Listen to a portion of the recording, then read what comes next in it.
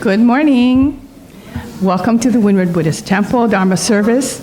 Today's service will be officiated by Prudence Kusano, one of our certified ministers, lay assistants at WBT, and my name is Merle Tashiro, and I'll be your MC today.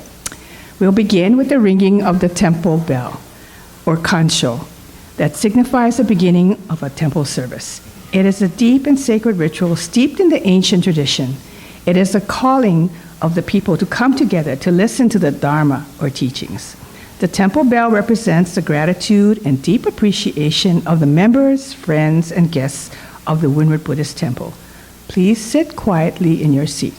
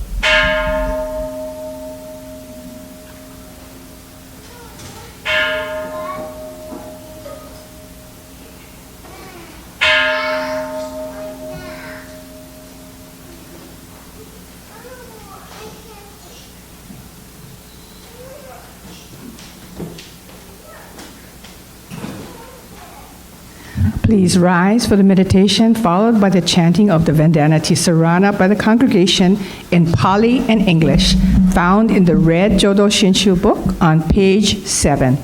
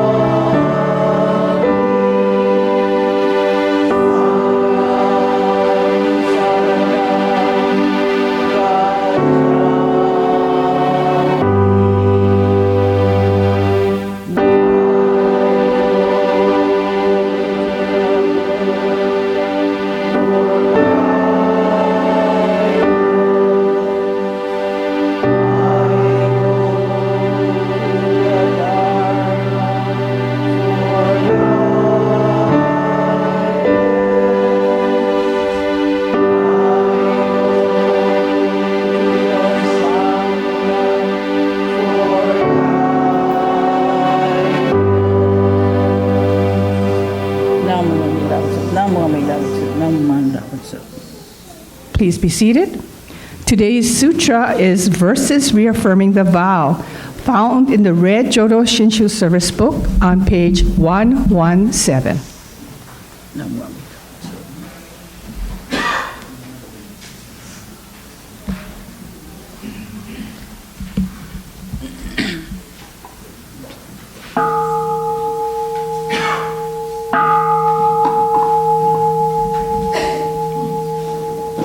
I have made unrivaled vows and will reach the highest path.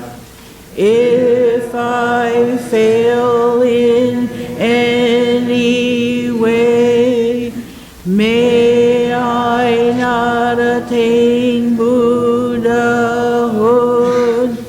Should I not provide to all for countless kalpas to come, aid in times of suffering, may I not attain Buddhahood. I will reach enlightenment, but unless my Buddha name resounds throughout the universe, may I not attain Buddhahood. I will practice the noble path, wisely, mindfully, free of greed, seek to reach the supreme way, be a guide to one and all. May my power shine great light to illumine and dispel the darkness of the three poisons and save all from suffering. With eyes of wisdom I'll remove the darkness of ignorance. I will close all evil paths, open gates of highest good. When I attain Buddhahood, light will shine throughout all lands, light brighter than sun and moon, outshining all heavenly lights, giving my virtues to all, not forsaking anyone.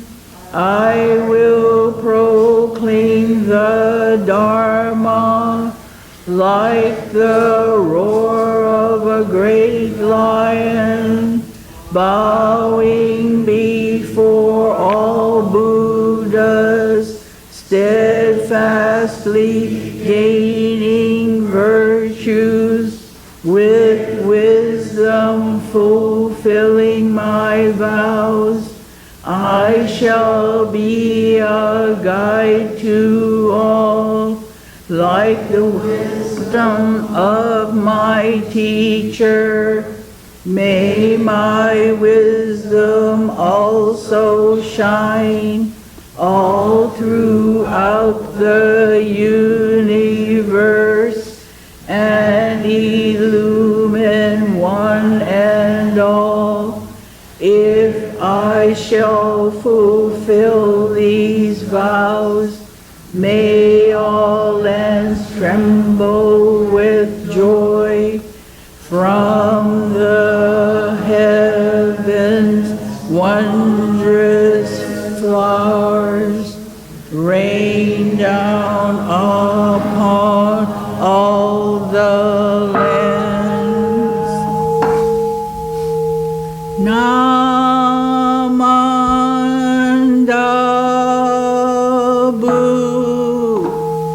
Namandabu,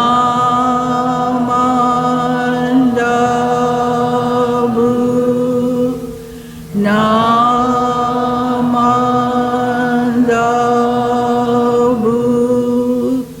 Namandabu,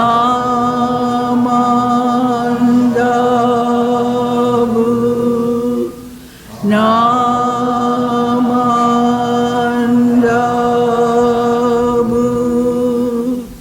Namandabu.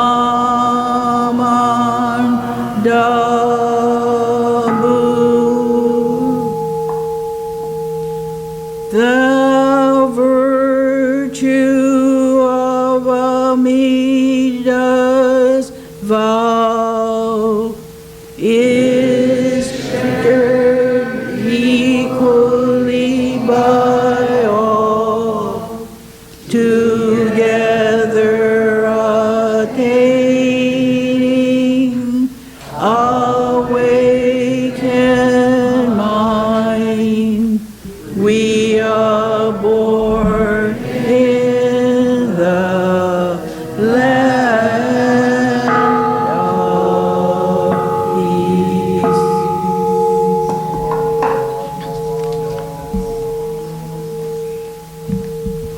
Namo Amida Butsu. Please rise for the recitation, Golden Chain of Love, found in the red Jodo Shinshu service book on page 126. Then remain standing for the Gatha Gentle Hands in the purple Praises of the Buddha book, pages 62 and 63. We will be singing this song twice because there's only one verse. Again, we'll start with the Golden Chain of Love on page 126. I am a link in Amida Buddha's golden chain of love that stretches around the world. I must keep my link bright and strong. I will try to be kind and gentle to every living thing and protect all who are weaker than myself. I will try to think pure and beautiful thoughts, to say pure and beautiful words, and to do pure and beautiful deeds, knowing that on what I do now depends not only my happiness or unhappiness, but also that of others. May every link in Amida's golden chain of love be bright and strong, and may we all attain perfect peace. No. Okay, that's page 62 and 63 in the purple book.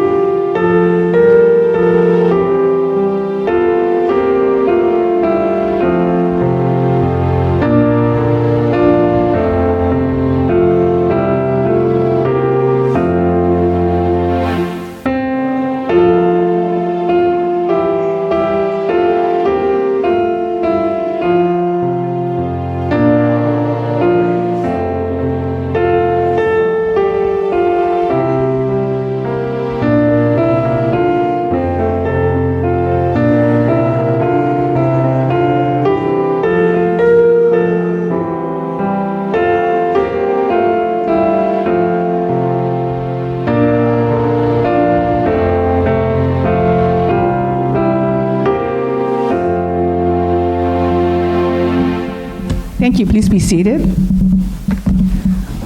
Our speaker this morning is our own Mike Jaffe. Mike, thank you.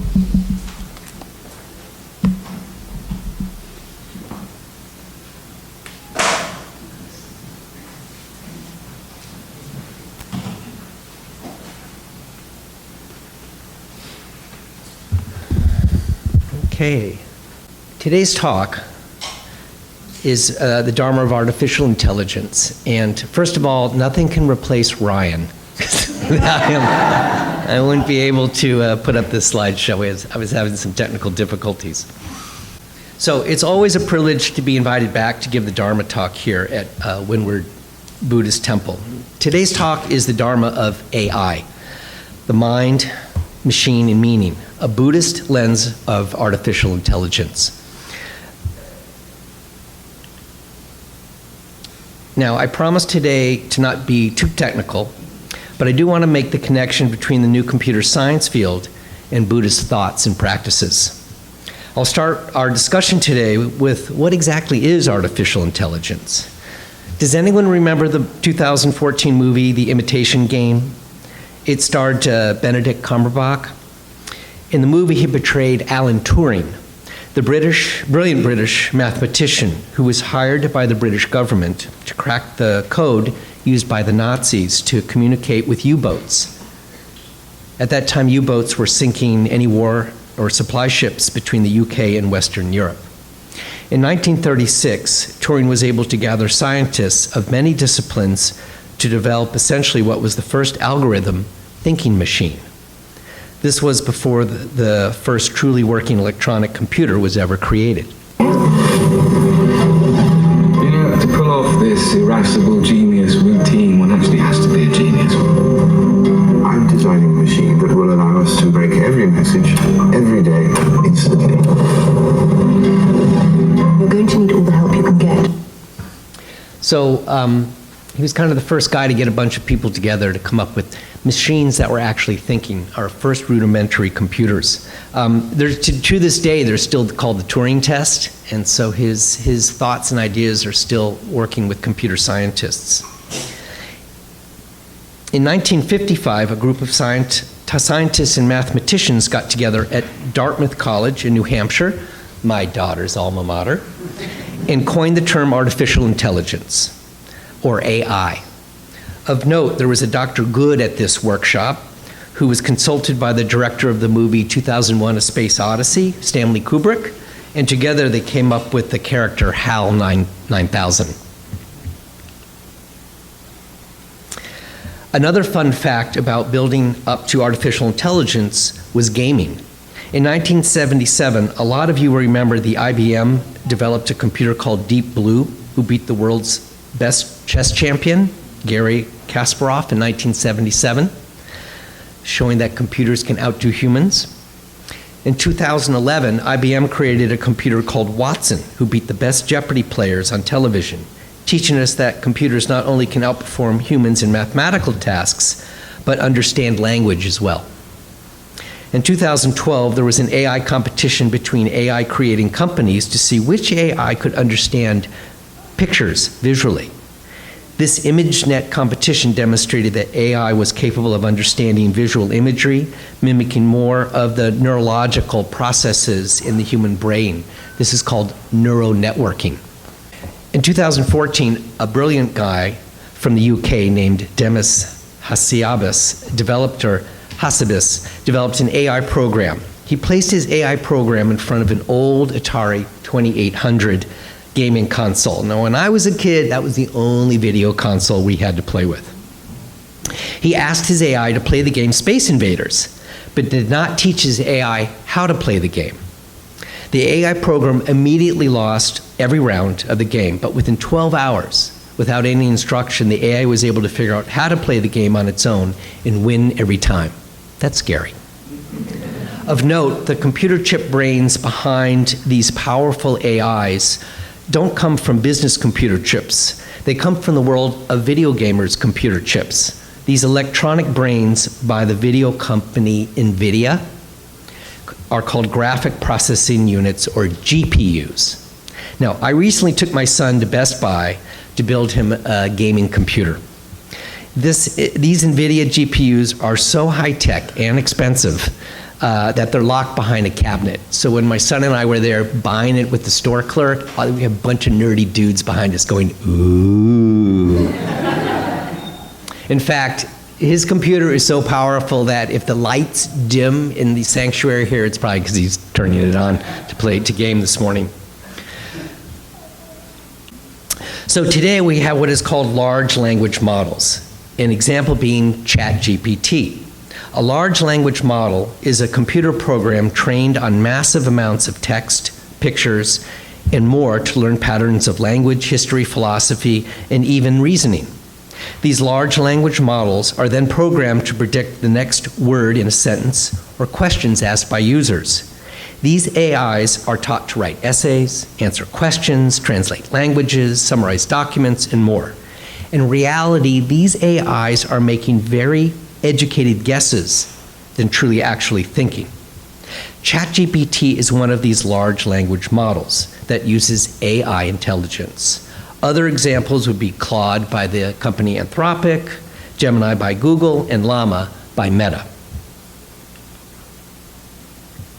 Here is an example of using ChatGPT on my laptop.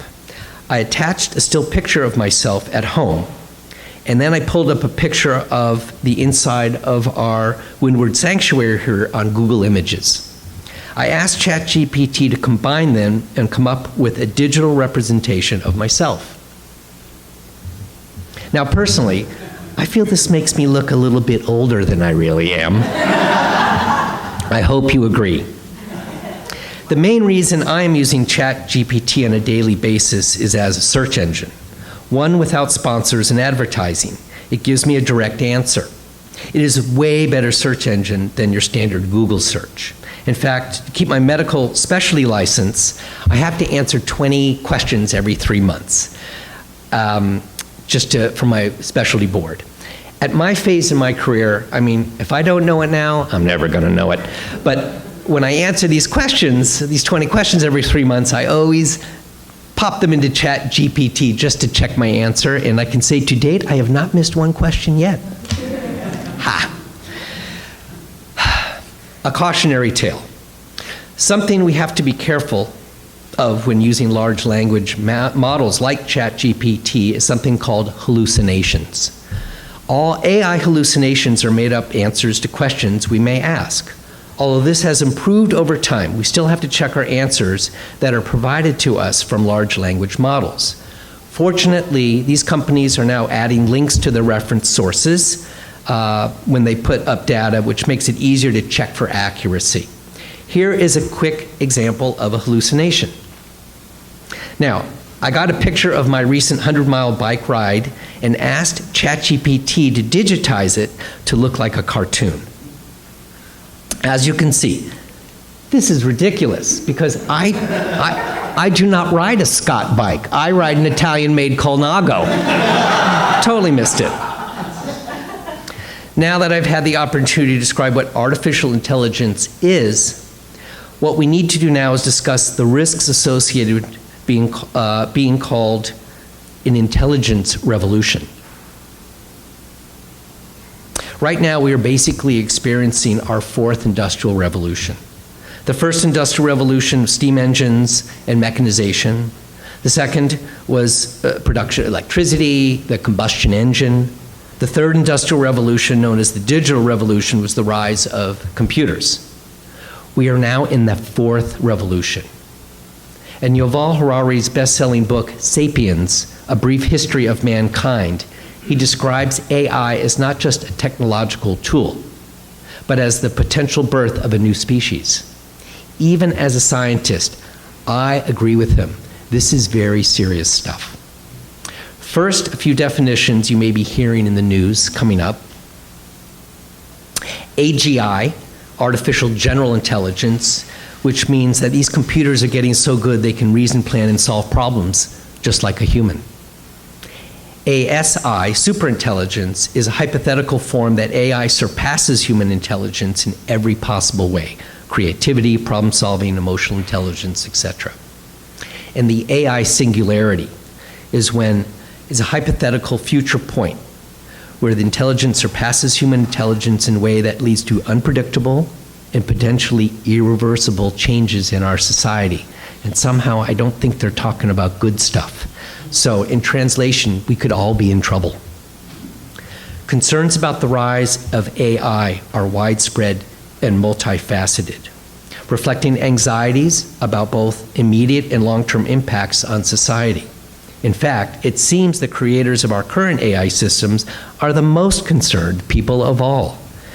This is where I would like to take the time to connect not only Buddhist thoughts and practices, but the profound importance of Buddhist action to help protect not only our society, but perhaps humanity itself. So what are these risks of AI?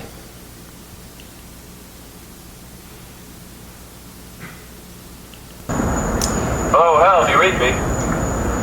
Do you read me, Hal? Affirmative, Dave. I read you.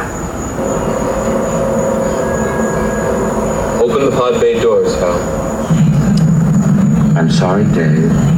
I'm afraid I can't do that.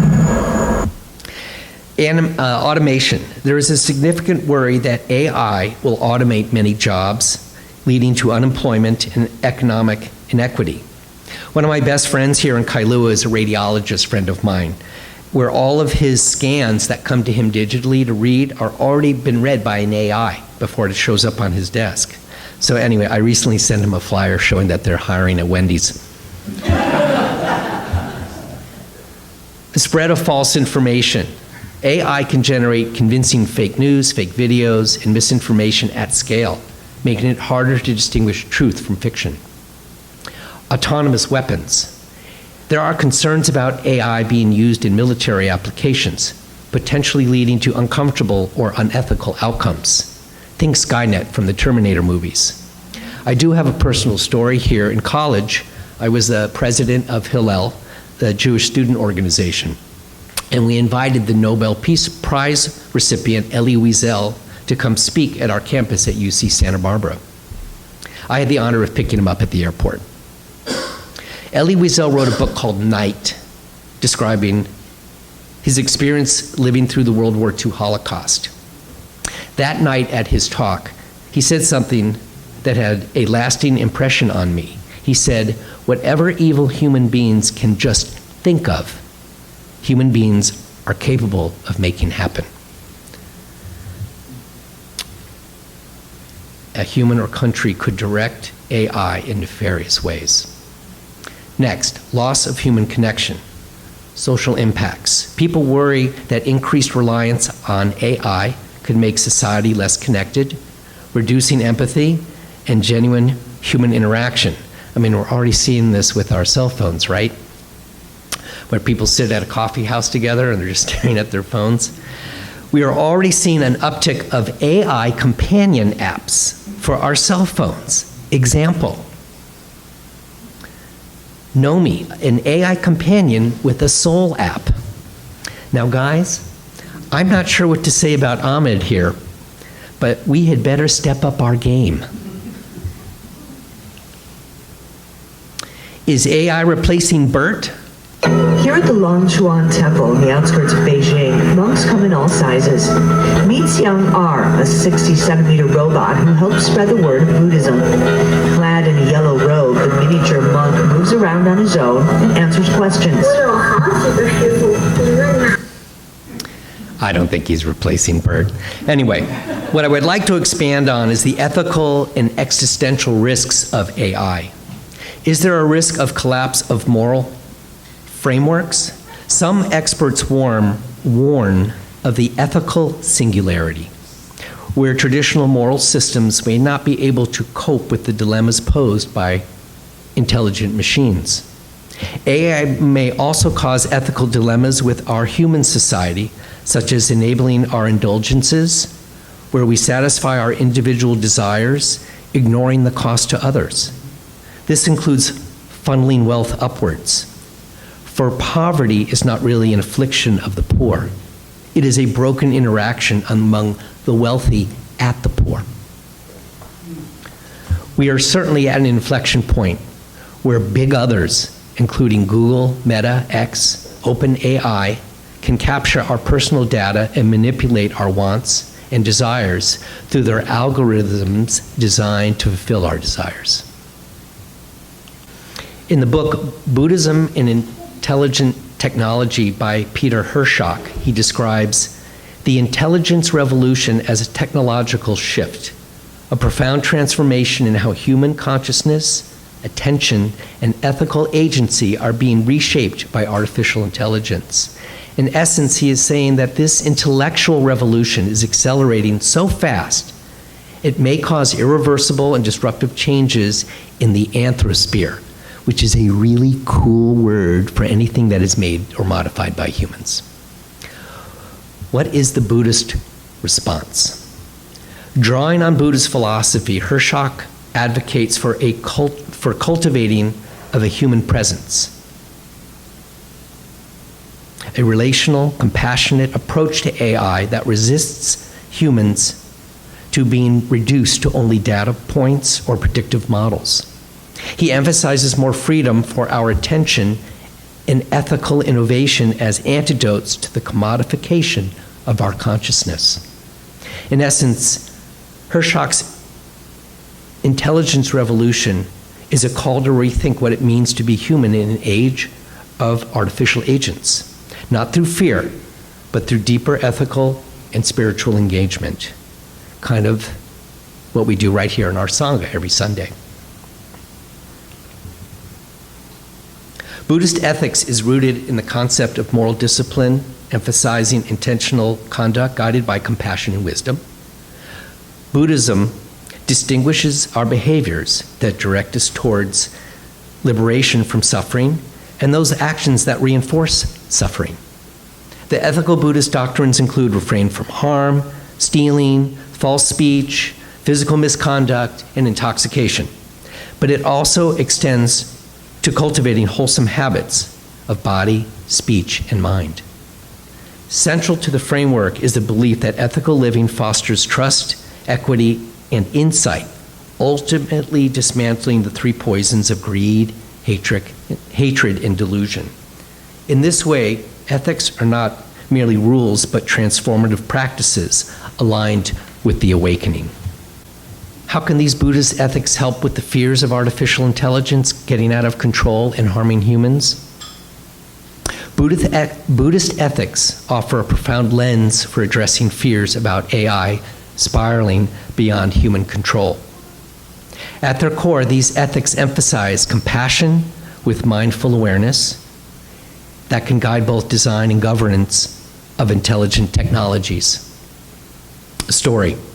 My wife Linda grew up Catholic, and one thing I've personally noticed going to my wife's Catholic services over the years is that Christianity teaches ethics. Love God, love yourself, love your neighbor.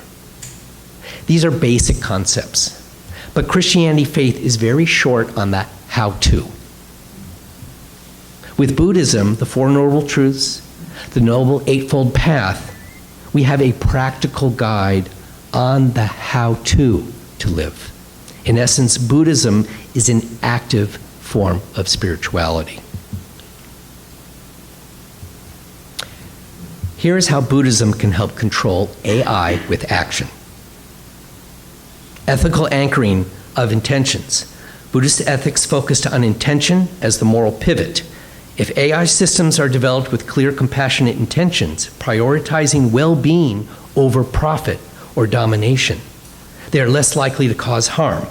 This shift would be from what AI can do to building AI from who benefits.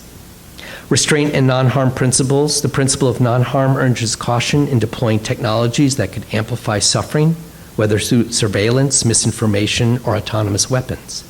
This supports proactive regulation and ethical boundaries instead of our norm of reactive damage control. Wisdom over control. Rather than seeking total control over AI, Buddhist ethics encourage wisdom, a deep understanding of causes and consequences of karma. This mindset fosters humility and vigilance, acknowledging that unintended outcomes are inevitable and must be anticipated with care. The Bodhisattva ideal.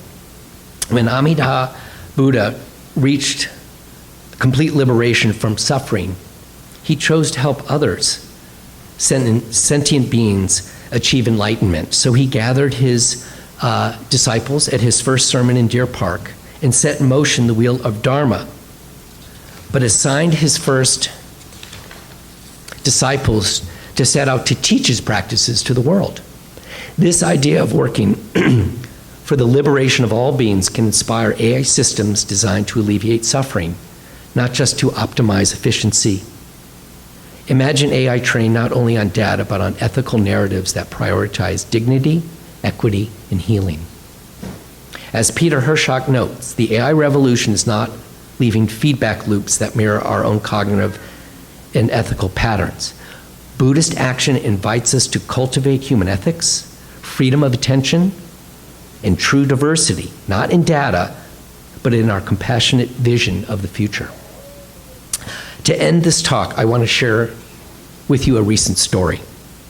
I have a constant reminder how Buddhism shows up in my daily life.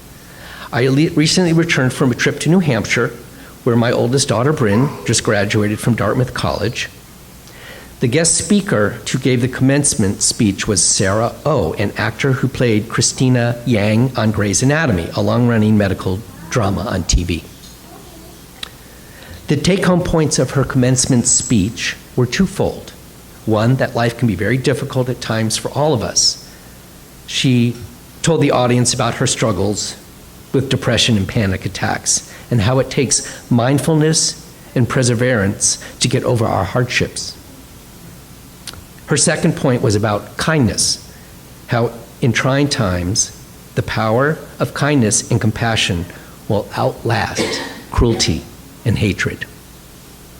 What struck me at this speech was her reference to Buddhist thinking and philosophy.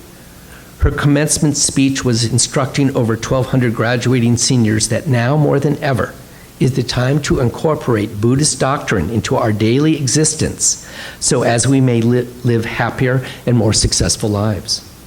That day, surrounded by very smart college students, and I have to say it was an East Coast graduation, all the parents were in ties and suits and fancy shoes, and I was in my slippers and aloha shirt, but I saw not only the importance of good education to gain knowledge, but the importance of wisdom passed down by others. I hope my daughter sitting right here is listening, because she thinks all my sage advice is 40 years old. So, today more than ever, incorporating our wisdom and gratitude, and yes, Buddhist doctrine into our daily lives, for all of us of all faiths, has become more crucial than ever. In fact, I believe we as a civilization will be dependent on Buddhist teachings to possibly save humanity. Namo Nembutsu.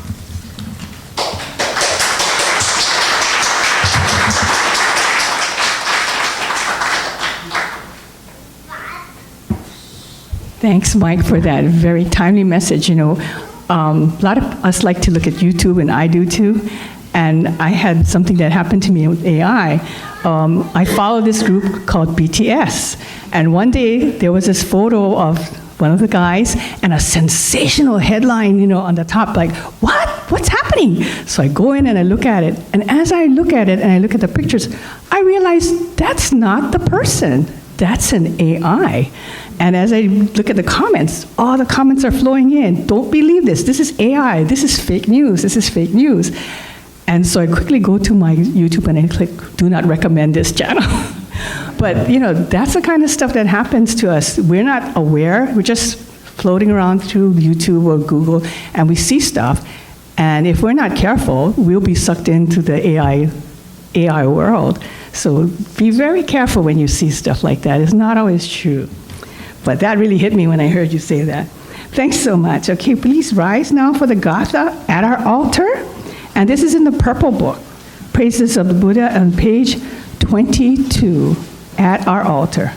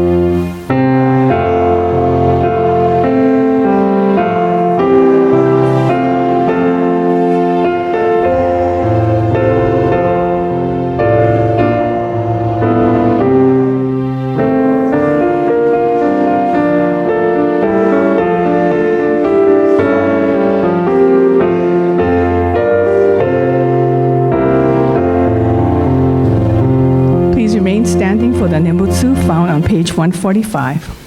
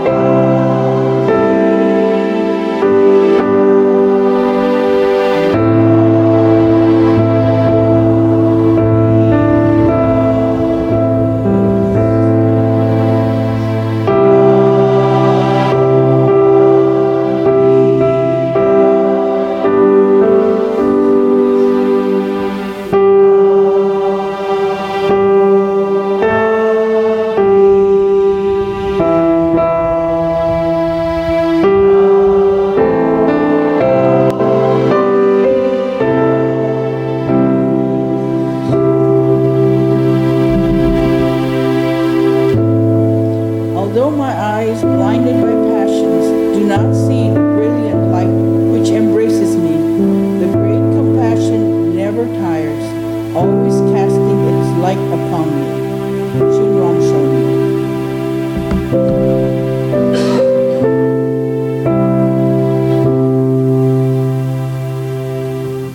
Namo Davatsu. Namo Davatsu. Please be seated. This is the end of our service. Dennis has announcements.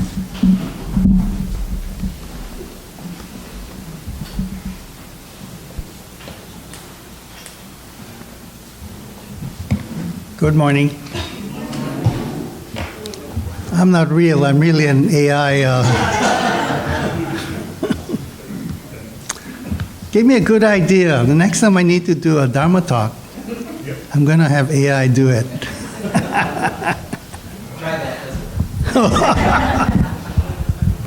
Okay. Thank you, Mike. That was quite interesting. And Prudence, thank you for officiating our service. Merle for being the MC. Jerry for being a greeter. Jen for ringing the Kansho. And of course, and Joy for playing the piano.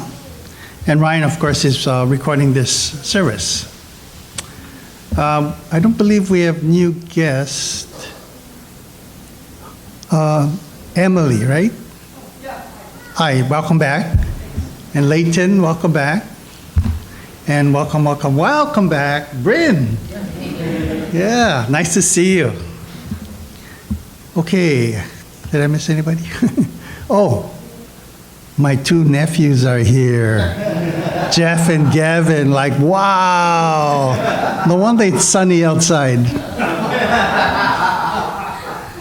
Okay.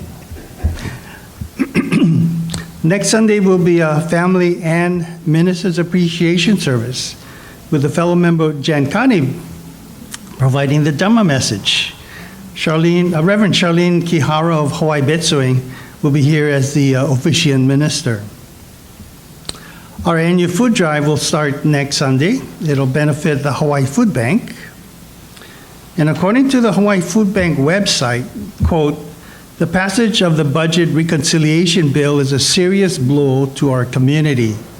It comes at a time when hunger remains widespread across Hawaii, and the need for food assistance is already far beyond what many organizations can manage alone. We need your help to prepare for this increased need, unquote. So please, next week we'll have the boxes for food donations. Please donate generously. You may also, if you prefer to donate money, on the flyers I have QR codes that you, if you want to, you can go to the website and make a donation there. But I do appreciate any of your donations. And today is Bingo Day, Bingo Sunday, so we'll have bingo after refreshments. Any other announcements? Okay, let's get ready to eat and say the words of thanksgiving. They'll be up on the screen. We are truly grateful for this wonderful food, a gift of life. May we share its benefits with all beings. As we partake of this food, let us remember Amida Buddhist compassion, which surrounds all people and all forms of life. Namo Amida Butsu. Itadakimasu. Thank you.